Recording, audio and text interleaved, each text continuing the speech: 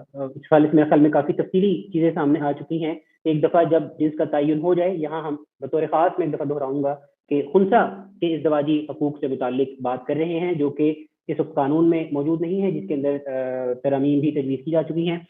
तो अब इसमें एक चीज़ मज़ीद जो सामने आ रही है सर, अगर कानून के हवाले से हम थोड़ी-सी बात करें कि इस कानून के बाद जहाँ पर बहुत से अशख़ास ने अपनी जिन्स की तब्दीली की दरख्वास्त दी और वो एक्स मेल या एक्स फीमेल में कन्वर्ट हुए, और उनमें कुछ केसेस ऐसे आए हैं जो इस वक्त कोर्ट के अंदर भी मौजूद हैं, जहां पर उन्होंने निकाह जो है वो किया है अपनी जिन्स तब्दीली के बाद।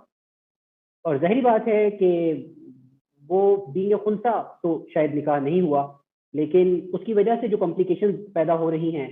तो ऐसे निकाह की इस वक्त क्या हैसियत है कि जिन लोगों ने इस कानून के आने के बाद कुल तकरीबन 20,000 से ज़ायद अशख़ास ने अपनी जिन्स तब्दीली की, और उनमें से जिन लोगों ने निकाह का इनेकाद किया अपनी ही जैसे लोगों के साथ, क्योंकि हम तो जहाँ पर बात कर रहे हैं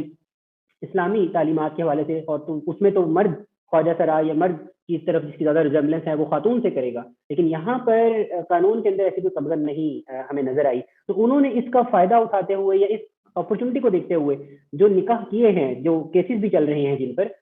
उनकी शरई हैसियत क्या है? क्या वो निकाह का इनेकाद हो गया या वो बातिल हैं, या उनको आप किस नज़र से देखते हैं? वैसे भी फुक़हा का उमूमी रुझान ये है कि मुसलमानों के मामलात को सही माना जाए, इल्ला ये कि उसकी अदम सेहत का कोई सबूत हो। यानी बाज़ औक़ात यहाँ तक फुक़हा गए हैं कि हम जानते हैं कि 1 दिरहम का 2 दराहिम के साथ तबादला नाजायज़ है, 1 दीनार का 2 दीनारों के साथ तबादला नाजायज़ है। लेकिन अगर एक बंदे ने 1 दिरहम और 2 दीनार देकर 2 दिरहम और 1 दीनार ले लिए हैं, तो वो कहेंगे कि दीनार और दिरहम इस साइड से और दीनार और दिरहम उस साइड से आपस में एक्सचेंज हो जाएँगे और इसको हम सही मानेंगे, क्योंकि मोमिनों ने आपस में मुआहदा किया है, मुआमला किया है, तो हम कानून ये फ़र्ज़ करेगा कि ये मामला सही हुआ है। इल्ला ये कि अगर कोई ऐसा सबूत हो जहाँ वाज़ेह तौर पर मालूम हो रहा हो कि शरीयत की खिलाफ़ वर्ज़ी हुई है, किसी हुक्म की खिलाफ़ वर्ज़ी हुई है, तो फिर उसमें ज़ाहिर है उस निकाह को या उस ताल्लुक़ को ख़त्म करने की तरफ बात जाएगी अदालत के ज़रिए। वो भी अफ़राद नहीं करेंगे, ज़ाहिर है क़ाज़ी का के करने का काम होगा। लेकिन ये जो 28,000 से ज़ायद अफ़राद का कहा जाता है कि 3 सालों में उन्होंने जिन्स तब्दील किया है या सिन्फ़ तब्दील किया है, और फिर उनमें से कुछ लोगों ने आपस में अगर रिश्ता भी किया है, तो मेरी नाक़िस राय में उसूलन तो ये होगा कि सबको अगर ऐसे केसेस हैं, तो हम किसी केस को अज़ खुद नाजायज़ ना कहें, इल्ला ये कि उनके बारे में कोई वाज़ेह सबूत मिल जाए, या उनके रिश्तेदार या उनके करीबी जो वालिदैन वग़ैरह हैं, अगर उन्होंने कहा कि इस तरह का मामला है, फिर अगर मामला अदालत में जाता है, फिर अदालत को डिसाइड करने दें। लेकिन वो इंडिविजुअल एक-एक केस का अलग हो सकता है। उमूमी तौर पर तो राय ये होगी कि उसूलन सबको जायज़ माना जाए जब तक उनके अदम जवाज़ का कोई सबूत ना मिले। आखिरी सवाल जो मैं इस ज़िम्मे में करना चाहूँगा ख़ास तौर पे प्रोफ़ेसर मुसाब साहब से, अगर हम बात करें प्रोएक्टिव अप्रोच की, या उस अप्रोच की कि जिसके अंदर हम ये कहते हैं कि इस्लाम दीन फ़ितरत है और उसके अंदर तमाम अशख़ास के मुकम्मल हकूक़ का और फ़राइज़ का तयन किया गया है, और इस ज़िम्मे में हमें किसी दीगर जुरिस्डिक्शन से रहनुमाई की उस तरह ज़रूरत नहीं है, ना ही इनकी इस्तिलाहात इस्तेमाल करने की ज़रूरत है। तो यहाँ मैं एक चीज़ समझना चाहूँगा कि इस वक़्त ख्वाजा सरा या खुन्सा के इज़दवाजी हकूक़ से मुताल्लिक़ जो पार्लियामेंट में तरामीम पेश की जा रही हैं, क्या उसके अंदर इस चीज़ का लिहाज रखा गया है या नहीं? पहली बात, क्या इस तरफ तवज्जो दी गई है? क्योंकि अगर हम इसको प्रोएक्टिवली देखेंगे तो मेरा ख्याल में ये एक ऐसा इज़ाफ़ा होगा जो बहरहाल एक काउंटर नैरेटिव की शक्ल भी इख्तियार करता है कि जो मौजूदा कानून में तो नहीं, इवन इंटरनेशनल लॉ के अंदर भी बहुत जगहों पे इसमें वेगनेस है, नहीं मौजूद चीज़ें। तो वहाँ पर अगर पाकिस्तान की पार्लियामेंट के अंदर ऐसी तरामीम आती है जिसके अंदर उनके इज़्दवाजी हकूक़ का भी तयन किया जाता है, तो वो एक बहुत प्रोग्रेसिव मूव होगी। एक तो ये चीज़, इस पे थोड़ा कमेंट कीजिएगा। दूसरा, मैं इसके साथ ही जुड़ी हुई चीज़ जानना चाह रहा हूँ कि मुस्लिम फैमिली लॉ के अंदर क्या आप समझते हैं कि इस हवाले से कुछ चीज़ें उनका इज़ाफ़ा किया जाना चाहिए? जी, प्रोफ़ेसर मुश्ताक साहब। अमेंडमेंट्स आई हैं, सेनेटर मुश्ताक साहब की जानिब से आई हैं, और सेनेटर फौजिया अरशद की जानिब से आई हैं। اور کل جمعیت علماء اسلام کے 4 سینیٹرز کی جانب سے بھی آ گئی ہیں، اور میرے خیال سے ایک آدھ بل اور بھی ہے۔ یہ 3 بلز تو میں دیکھ چکا ہوں، جو سینیٹر مشتاق صاحب کا بل ہے، اور جمعیت علماء اسلام کے 4 سینیٹرز نے جو سبمٹ کیا ہے، عبدالغفور حیدری صاحب، عطاء الرحمان صاحب، فیض محمد صاحب، اور چوتھے کون ہے، بہرحال 4 سینیٹرز یو آئی کے ہیں، ان کی جانب سے کل آیا ہے، اور ایک سینیٹر فوزیہ ارشد کی جانب سے۔ تو ان سب میں کچھ چیزیں تو مشترک ہیں، اور جو مشترک چیز ہے وہ تو ہے کہ سیلف پرسیوڈ جینڈر آئیڈینٹی سے متعلق جو امور ہیں ان کو اس قانون سے حذف کیا جائے۔ اس کے علاوہ سینیٹر مشتاق صاحب کی جو امینڈمنٹس تھیں، تو وہ بیسیکلی اس میں کوشش یہ کی گئی تھی کہ اس قانون کا اطلاق وہ محدود کیا جائے خنثی تک، اور ٹرانسجینڈر کی جو ڈیفینیشن ہے، تو ٹرانسجینڈر کا لفظ انہوں نے اس پر اعتراض نہیں کیا تھا، لیکن جو اس میں مزید 2 کیٹیگریز کا اضافہ کیا گیا تھا، تو ان کو انہیں حذف کرنے کے لیے کہا تھا۔ لیکن کل جب انہوں نے سینٹ میں اپنی تقریر کی، تو اس کے بعد انہوں نے مزید بھی امینڈمنٹس کا ارادہ کیا، پیش کرنے کا ارادہ کیا، کیونکہ سینٹ کے چیئرمین نے کہا کہ جتنی بھی امینڈمنٹس کوئی بھی ممبر اس وقت پیش کرنا چاہے تو کمیٹی میں پیش کرے، تاکہ جامع طور پر سب کا جائزہ لیا جائے، اور پھر کمیٹی ایک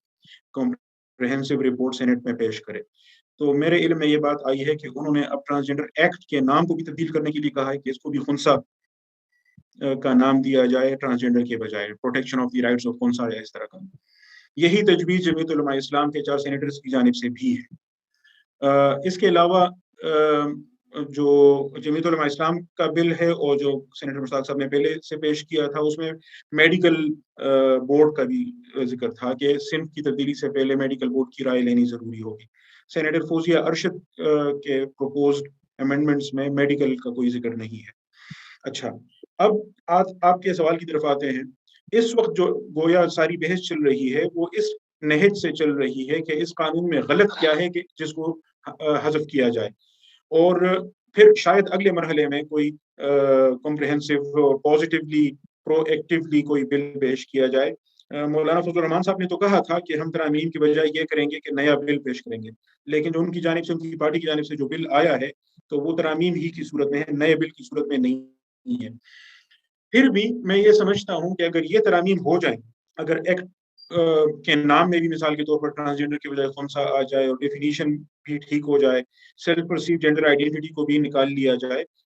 تو پھر جو موجودہ قانون ہے اس میں کم از کم یہ تصریح تو کی گئی ہے کہ جتنے فنڈامنٹل رائٹس ہیں جو آئین میں گارنٹیڈ ہیں، تو وہ ان لوگوں کو دستیاب ہوں گے۔ ان لوگوں سے مراد اگر خنثی ہیں تو ان کو دستیاب ہوں گے، تو کم از کم وہ یوں کہیں اصولی طور پر تو وہ بیریئر کراس ہو جائے گا کہ خنثی کو وہ تمام حقوق قانوناً میسر ہوں گے جو آئین پاکستان کے تحت شہریوں کو میسر ہیں۔ لیکن شاید پازیٹیولی اس پہ مزید بھی پھر اگلے مرحلے میں کرنا پڑے گا۔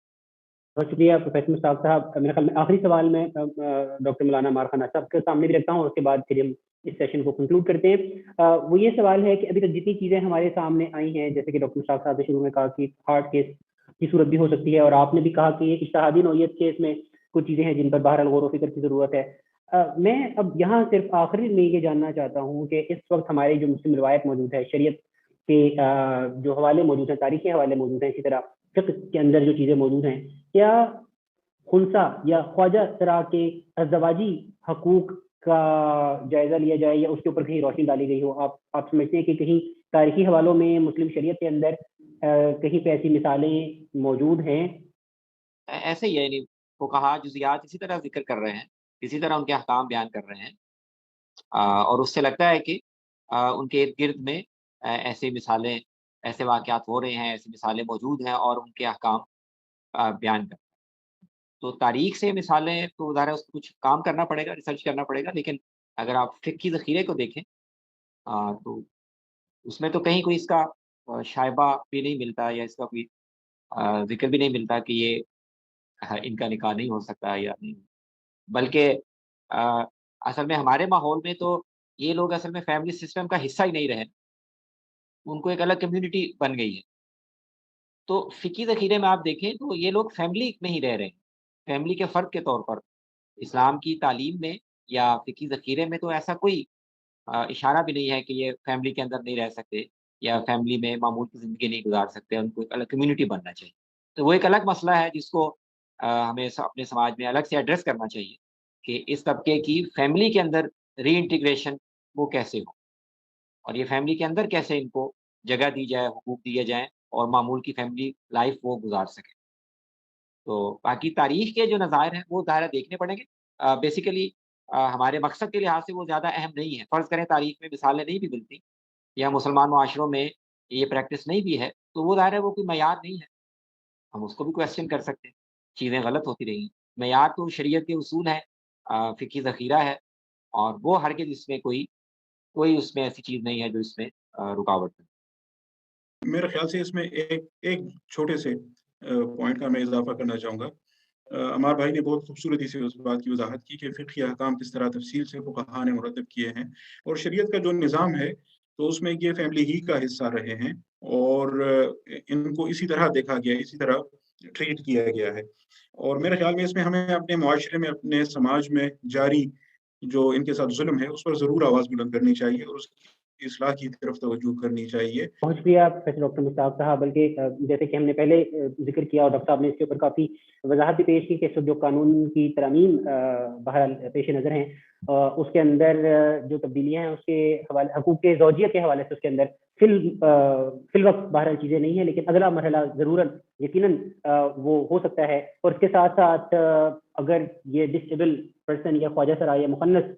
جن کو ان کی فیملی کی جانب سے ابنڈن کیا جاتا ہے، اس کے حوالے سے بھی اگر کوئی تعدیبی شقیں اگر قانون کا حصہ بنائی جاتی ہیں تو میرے خیال میں وہ بھی بہت افیکٹو ہوگا تعصب کا خاتمہ کرنے کے لیے ان کے معاشرے میں ان کے خلاف۔ تو اس کے ساتھ ہی میں بہت شکریہ ادا کرتا ہوں اپنے آج کے پینل آف ایکسپرٹس کا، جناب پروفیسر مشتاق صاحب کا اور مولانا ڈاکٹر عمار خان ناصر صاحب کا، کہ انہوں نے ہمارے لیے وقت نکالا اور اس اہم موضوع کے اوپر اپنی آراء ہمارے ساتھ پیش کی۔ تو ایک اور موضوع کے ساتھ آپ لوگوں کی خدمت میں ایک دفعہ پھر پیش ہوں گے۔ آج کے لیے بس اتنا ہی۔ اللہ نگہبان۔ Thank you very much.